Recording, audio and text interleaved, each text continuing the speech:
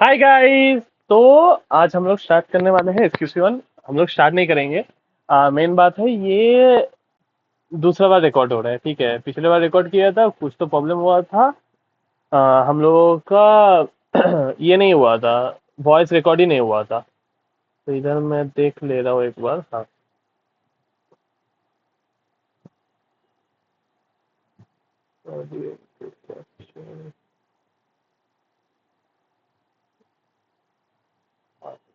ठीक है। हाँ, हेलो हेलो, हाँ ठीक है।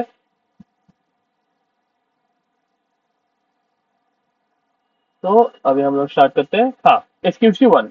अभी SQC1 क्या है कि फर्म में क्वालिटी कंट्रोल मेंटेन हो रहा है कि नहीं, उसके लिए कुछ सिस्टम एंड प्रोसेसेस बनाए गए। ठीक है, उसको हम लोग SQC1 बोलते हैं। ये SQC1 है फर्म के लिए, ऐसे 220 है एंगेजमेंट पार्टनर के लिए। SQC1 का एलिमेंट्स क्या क्या है, उसको आप बोल सकते हो हिलमी। हिलमी मतलब क्या? HR polish, human resource, ethical requirements, acceptance and continuance of client relationships and specific engagement, leadership responsibilities for quality within the firm, monitoring and engagement performance. क्या क्या है elements? Human resource, ethical requirements, acceptance and continuance of client relationship and specific engagement, leadership responsibilities for quality within the firm, monitoring engagement performance. ठीक है। Human resource एक एक करके समझते हैं। ह्यूमन रिसोर्स में क्या बोला गया है? The firm should establish policies and procedure to provide with reasonable assurance, क्या? That it has sufficient personal. ठीक है। विद द जो पर्सनल है वो with the capabilities, competence and commitment to ethical principles and regulatory and legal requirement होना चाहिए। And to enable the firm और the engagement partner to issue report that is appropriate in the circumstances. ठीक है। तो human resource में क्या बोला गया है? फर्म को पॉलिसीज एंड प्रोसीजर ये एस्टेब्लिश करना चाहिए to provide with reasonable assurance that it has sufficient, पर इसके पास सफिशिएंट पर्सनल है with the capability, competence and commitment to ethical principles and regulatory and legal requirements. And उसके साथ साथ and to enable the firm और the engagement partner to issue report that are appropriate in the circumstances. ठीक है। अभी ये जो policies and procedure है, ये ऊपर वाले चीजों को तो बोलना है, मतलब रीजनेबल एश्योरेंस के साथ प्रोवाइड करना ही है। उसके साथ साथ ये जो पॉलिसीज एंड प्रोसीजर्स है वो एड्रेस करना चाहिए रिलेवेंट एचआर इश्यूज। क्या क्या है? Recruitment, compensation, training, career development, performance evaluation etcetera. ठीक है, जैसे कि नॉर्मल एचआर का काम होता है कि रिक्रूटमेंट करना, कंपनसेशन देना, training, career development, performance evaluation, सब कुछ। Ethical principles, ethical requirements, ethical requirements में क्या बोला गया है? The firm should establish policies and procedures to provide with reasonable assurance. अच्छा, ये जो लाइन है ना, ये ऐसा है कि कॉमन है, तो आप इसको जस्ट आपको कॉपी पेस्ट करोगे या फिर बस याद रख लोगे फिर भी चलेगा। ठीक है। That the firm and in is personal including expert and network firm personal. Network firm personal मतलब कोई सिस्टर कंसर्न हो गया उसके, लाइक नेटवर्क में हुआ वो सारे। ठीक है, एसोसिएट हो गए ये सारे। Comply with relevant ethical requirements content in the code of ethics issued by ICA। ठीक है, एथिकल रिक्वायरमेंट को कंप्लाई करना चाहिए विद इन, मतलब जो कि है, जो रिक्वायरमेंट्स है, जो कोड ऑफ एथिक्स है of ICI, issued by ICI। मतलब ICI क्या होता है कि वो कोड ऑफ एथिक्स इशू करता है कि कैसे आपको एथिकली काम करना चाहिए, तो उस हिसाब से एथिकल रिक्वायरमेंट्स को फुलफिल करना चाहिए। ठीक है। The code establishes fundamental principles. जो आप फंडामेंटल प्रिंसिपल्स पढ़ के आए ना, इसमें बाकी के जो पार्ट थे, तो वही है द फंडामेंटल प्रिंसिपल्स। वो क्या है? Integrity, objectivity, professional competence and due care, independence, confidentiality and professional behaviour. ठीक है। Such policies and procedures should enable the firm to, मतलब ये जो पॉलिसीज एंड प्रोसीजर्स है वो फर्म को एनेबल करते हैं किसके लिए? एक तो communicate independence requirement to its personnel and identify and evaluate circumstances and relationship that create threat to independence. ये पता है, ये जो पार्ट है ना, ये जो पार्ट ये सेम ही है। identify and evaluate circumstances and relationships that create threats to independence, take appropriate action to eliminate such threats or reduce them to an acceptable level, or if considered appropriate to withdraw from the engagement. ठीक है, एक तो communicate करो independence requirement को उसके हर एक personal के साथ, और आइडेंटिफाई एंड इवेल्युएट करो circumstances and relationship that create threat to independence. उसके साथ साथ take appropriate actions to eliminate those threats और reduce them to an acceptable level by applying safeguards, और if considered appropriate to withdraw from the engagement. ठीक है, हाँ हाँ, ये एक एमसीक्यू का पॉइंट है कि at least annually the firm should obtain written confirmation, written में होना चाहिए, written confirmation of compliance on independence from all firm personnel. इसमें क्या बोला गया है, एटलीस्ट एनुअली फर्म को ऑब्टेन करना चाहिए रिटेन कंफर्मेशन ऑफ कंप्लायंस, की कंप्लायंस हो रहा है ऑन इंडिपेंडेंस, मतलब इंडिपेंडेंस को लेकर उसके उसके ऊपर कंप्लायंस हो रहा है फ्रॉम ऑल फर्म पर्सनल। ठीक है, acceptance and continuance of client relationship.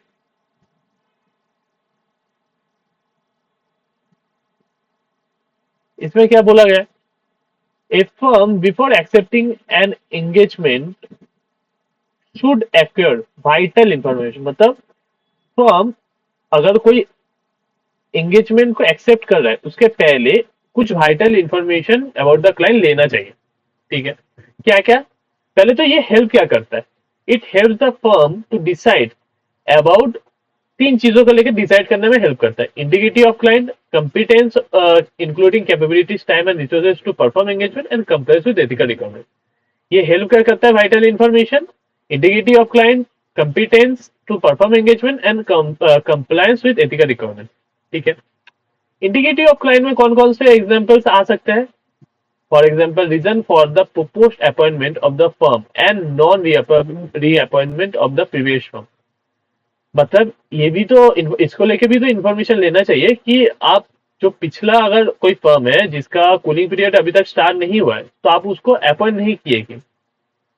ठीक है, identify and business reputation of the client, principal owner, key management, related parties and TCWG, and attitude of client's principal owner.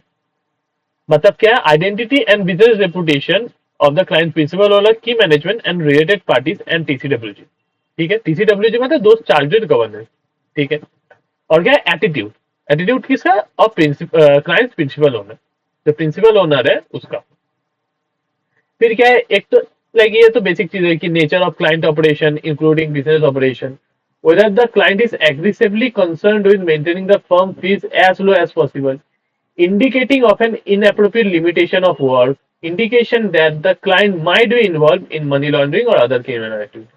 Client को लेके चार बातें हैं, nature of client operation including business operation, whether the client is aggressively concerned, मतलब वो मतलब एकदम पागल होकर बैठा है कि नहीं भाई मेरे को fees as low as possible चाहिए। अभी फीस लो होगा तो ऑब्वियसली ऑडिटर अपना काम कम कर लेगा, और अगर ऑडिटर अपना काम कर लेगा तो उसको तो प्रॉपरली रिपोर्ट होगा ही नहीं ना। इसीलिए indication of an inappropriate limitation of work. ठीक है, and indication that the client might be involve, हो सकता है कि वो मनी लॉन्ड्रिंग या फिर अदर क्रिमिनल एक्टिविटीज में इन्वॉल्व हो। Leadership responsibilities for quality within the firm, इसमें क्या बोला गया है, the firm should establish policies and procedure to promote internal culture. क्या प्रमोट करना चाहिए, internal culture based on the recognition that quality is essential in performing engagements। ठीक है, such policies and procedures should require the firm's CEO or managing partner to assume ultimate responsibility for the firm's system of quality control। ये जो policies and procedures है वो require करता है the firm's CEO और managing partner to assume ultimate responsibility, मतलब उसको ultimate responsibility assume करना होगा, करना चाहिए for the firm system of quality control. Obviously भाई आप अगर सीईओ या फिर मैनेजर उसको ही अल्टीमेट रेस्पॉन्सिबिलिटी लेना चाहिए। आप ऐसे कोई तो आर्टिकल को ऐसे छोड़ दिए कि नहीं भाई इसका जिम्मेदारी है कि क्वालिटी में नहीं, ऐसा तो नहीं हो सकता है ना। And the example set by the firms leadership, अगर फर्म का लीडरशिप भी ऐसा होगा कि वो इंडिपेंडेंस हो गया, फिर जो क्वालिटी है ऑडिट का उसके ऊपर बहुत ज्यादा फोकस करे, वो खुद इंश्योर करे कि क्वालिटी एकदम टॉप नॉच हो रहा है, तो ऑब्वियसली मतलब क्लाइंट का मतलब जो भी फर्म का इनर कल्चर होगा उसके आर्टिकल्स लोग हैं और अलग जो स्टाफ होंगे उसका भी एक इनर कल्चर होगा कि भाई क्वालिटी मेंटेन करना है, quality should be as high as possible. ठीक है। मॉनिटरिंग, मॉनिटरिंग में क्या बोला गया है, the firm should establish policies and procedure, firm को पॉलिसीज एंड प्रोसीजर इसके लिए relating to the system of quality control are relevant adequate operating effectively and complied with in practice. ठीक है। The firm should establish policies and procedures relating to the system of quality control, sorry, system of quality control are relevant, adequate, operating effectively, and compliant within practice. ठीक है. Such policies and procedures should include an ongoing consideration and evaluation of the firm system of quality control. वो such policy and procedure should include an ongoing consideration and evaluation of the firm system of quality control, including a periodic inspection of selection of completed engagement. जो वो policy and procedure है ना, should include an ongoing consideration and evaluation of system of quality control. ठीक है। उसके साथ साथ एक पीरियडिक इंस्पेक्शन भी होना चाहिए जो कंप्लीटेड एंगेजमेंट है उसका। And last but not the least, engagement performance. अभी कंसिस्टेंसी कैसे आएगा, जो एंगेजमेंट हम लोग कर रहे हैं ना, एंगेजमेंट परफॉर्म कर रहे हैं उसमें उसका जो क्वालिटी है उसमें कंसिस्टेंसी कैसे आएगा। The consistency in quality of engagement performance is achieved through sleep rate. Sleep rate मतलब क्या, complying with engagement standard, briefing of engagement team of their objective, reviewing performance of work, engagement supervision and training, documenting the work performed।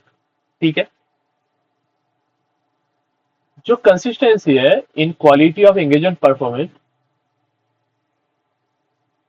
कैसे आएगा, sleep rate से आएगा। Complying with engagement standards, briefing of engagement team of their objective, reviewing performance of work, engagement supervision and training, documenting the work performed। ठीक है। तो ये 5 चीजों से आपका कंसिस्टेंसी आएगा। एक तो एंगेजमेंट जो भी एंगेजमेंट स्टैंडर्ड है उसके साथ कंप्लाई करो, एंगेजमेंट टीम को बोलो उसका ऑब्जेक्टिव्स क्या है, briefing of engagement team of their objective, review करो परफॉर्मेंस कैसा हो रहा है, एंगेजमेंट सुपरवाइज करो, एंड जो एंगेजमेंट जो आर्टिकल्स है उन लोगों को असिस्टेंस है उन लोगों को ट्रेनिंग दो, एंड डॉक्यूमेंटिंग द वर्क, जो भी काम करो उसका डॉक्यूमेंट करो। ठीक है। Consultation should take place in difficult और contentious matter. Consultation should take place in difficult और contentious matter pertaining to an engagement। ठीक है। कंसल्टेशन क्या इंक्लूड करता है, consultation include discussion eight appropriate level with individual with in और outside the firm. एक तो अप्रोप्रिएट लेवल पे होना चाहिए और ऑब्वियसली, एंड किसके साथ होना चाहिए, विद इंडिविजुअल विद इन, मतलब फर्म के अंदर भी हो सकती है या फिर बाहर वाले भी हो सकते, टू रिजॉल्व ए डिफिकल्ट और कंटेंशियस मैटर। ठीक है। ये हो गया कंसल्टेशन का form, consistency in engagement performance. हम लोग सारे चीज देख लिया एक्सक्यूशन वन का। तो आज हम लोगों का मतलब ये तो दूसरा बार रिकॉर्ड हो रहा है, हम लोगों का ऐसे 220 ऑलरेडी रिलीज कर दिया गया है। आज मैं ये एक्सक्यूशन वन भी पब्लिश कर दूंगा। तो हम लोगों का चैप्टर नंबर 11 खत्म हो गया, चैप्टर नंबर 1 खत्म हो गया, अभी चैप्टर नंबर 2 स्टार्ट होगा। तो बाय, फिर से मिलते हैं कल। बाय।